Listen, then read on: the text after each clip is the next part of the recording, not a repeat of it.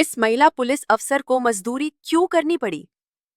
अनुप्रिया सिंह एक निडर और ईमानदार पुलिस कमिश्नर ने नवीन नगर शहर में पद संभाला।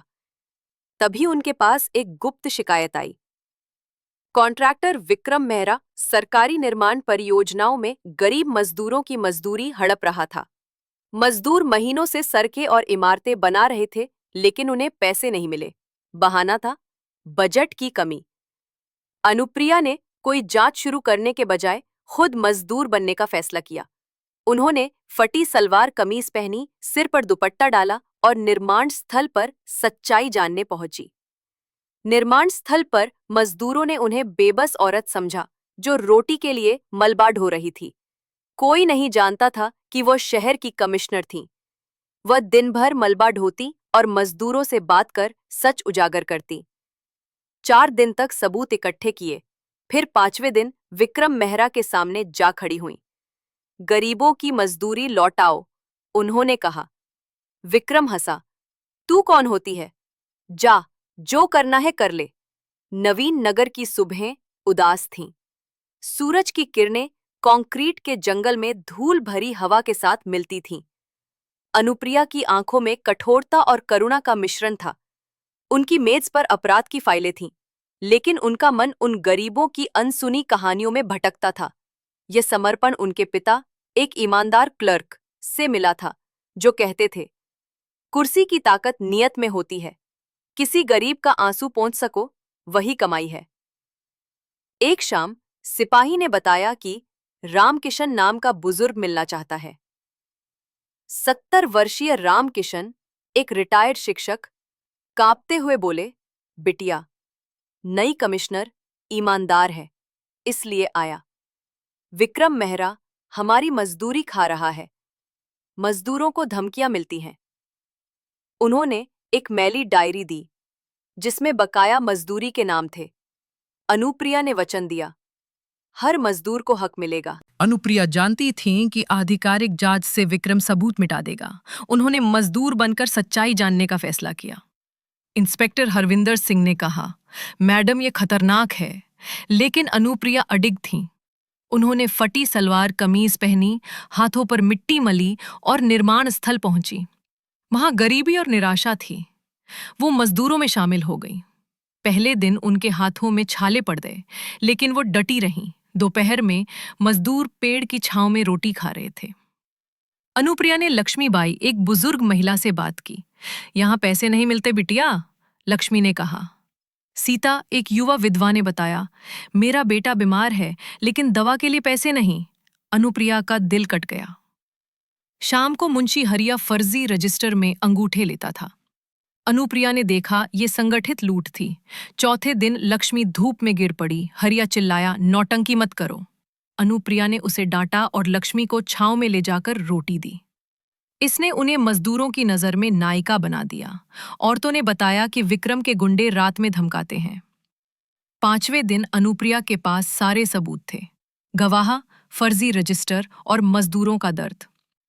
5वें दिन की सुबह अनुप्रिया विक्रम के आलीशान कार्यालय पहुंची। गेट पर गुंडों ने रोका, लेकिन वो अंदर गई। विक्रम ने तंज कसा, मजदूरी, मैंने काम दिया, यही बहुत है।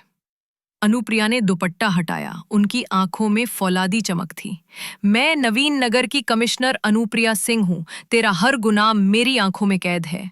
उन्होंने वॉकी टॉकी से हरविंदर को बुलाया। पुलिस ने कार्यालय घेर लिया। विक्रम कांप रहा था। तलाशी में गबन का पैसा और फर्जी दस्तावेज मिले। मजदूरों की भीड़ खुशी से चिल्लाई। अनुप्रिया ने मजदूरी बंटवाई। सीता ने उनके पैर छुए, आपने मेरे बच्चे की जान बचाई। लक्ष्मी ने आशीर्वाद दिया।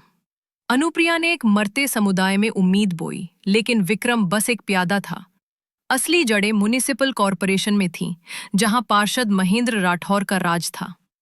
उसने विक्रम को जमानत दिलाई और अनुप्रिया पर विभागीय जांच शुरू कराई। रामकिशन पर हमला हुआ, जिससे डर फैला।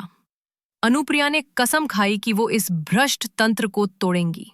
अनुप्रिया ने पता लगाया कि म्युनिसिपल अधिकारी संजय शर्मा, जो राठौर के दबाव में था, इस लूट की कड़ी था। संजय की बेटी बीमार थी और राठौर उसका इलाज करा रहा था। अनुप्रिया ने नर्स माया बनकर संजय के घर में प्रवेश किया।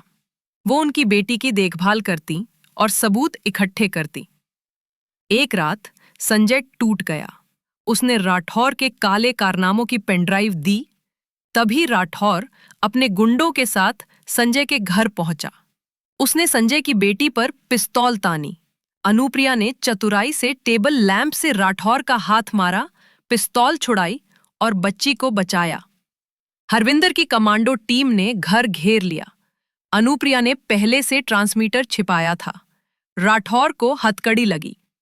संजय के बयान और पेनड्राइव ने राठौर के नेटवर्क को उजागर किया। कई अधिकारी और नेता पकड़े गए। अनुप्रिया ने अस्पताल में रामकिशन से मुलाकात की, जो ठीक हो रहे थे। बिटिया, सच्चाई की मार गहरी होती है, उन्होंने कहा। नवीन नगर में मजदूर अब आत्मनिर्भर थे। सीता का बेटा स्कूल जाने लगा। लक्ष्मी की आंखों का इलाज हुआ। अनुप्रिया अपनी जीप में लौट रही थी। धूल में आज उम्मीद की चमक थी। उनके पिता की बात गूंजी, आंसू पोंछ सको वही कमाई है। उन्होंने डर को हिम्मत में बदला। उनकी मेज पर एक मलबे का टुकड़ा रखा है, जो याद दिलाता है कि न्याय की जड़ें धूल भरी सड़कों में होती हैं। ये लड़ाई खत्म नहीं हुई, बस एक अध्याय पूरा हुआ। अनुप्रिया अपनी जीप में लौट रही थी। धूल भरी सड़क पर हल्की सी ठंडी हवा बह रही थी। दूर खेतों में सूरज ढल रहा था और उसकी सुनहरी किरणें शहर के कंक्रीट और झुग्गियों के बीच लकीरें खींच रही थीं। उनकी आंखों में वही चमक थी जो हर सच्ची जीत के बाद पैदा होती है। थकान भी थी, लेकिन उसके पीछे एक अटूट संतोष छुपा था। सड़क के किनारे कुछ मजदूर परिवार खाना बना रहे थे। जैसे ही उन्होंने अनुप्रिया को देखा, एक छोटे से बच्चे ने दौड़कर उनके सामने हाथ जोड़ दिए। धन्यवाद दीदी, अब पापा हर शाम घर आते हैं और हमारे पास खाने को रोटी है। अनुप्रिया ने मुस्कुराते हुए बच्चे के सिर पर हाथ फेरा। वो पल उनके लिए किसी मेडल से कम नहीं था। थाने पहुंचते ही उन्हें कई फोन कॉल्स आए। कुछ अधिकारियों के बधाई संदेश, कुछ मीडिया चैनलों के इंटरव्यू रिक्वेस्ट, लेकिन उन्होंने किसी से बात नहीं की। वो सीधा अपने कार्यालय में गई, जहां उनकी मेज पर अब भी वो छोटा सा मलबे का टुकड़ा रखा था। उन्होंने उसे हाथ में उठाकर देखा। उसमें अब धूल की गंध नहीं, बल्कि मेहनत, आंसू और जीत की महक थी। उसी समय रामकिशन को व्हीलचेयर में लाकर अंदर लाया गया। वो अभी पूरी तरह स्वस्थ नहीं हुए थे, लेकिन उनके चेहरे पर गर्व था। बिटिया, उन्होंने धीमे स्वर में कहा, आज तुमने साबित कर दिया कि सच्चाई की लड़ाई हारती नहीं, बस समय लेती है। अनुप्रिया ने उनका हाथ थामा। ये जीत हमारी है रामकिशन चाचा, और आगे की जंग भी हम साथ लड़ेंगे। बाहर बरामदे में सीता अपने बेटे को लेकर खड़ी थी। लड़के ने नई किताबें हाथ में ली थीं। मैडम, ये देखिए, मैं अब डॉक्टर बनूंगा, उसने मासूमियत से कहा। अनुप्रिया की आंखों में चमक आ गई।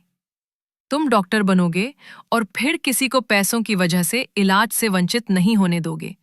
यही तुम्हारा वादा है मुझसे।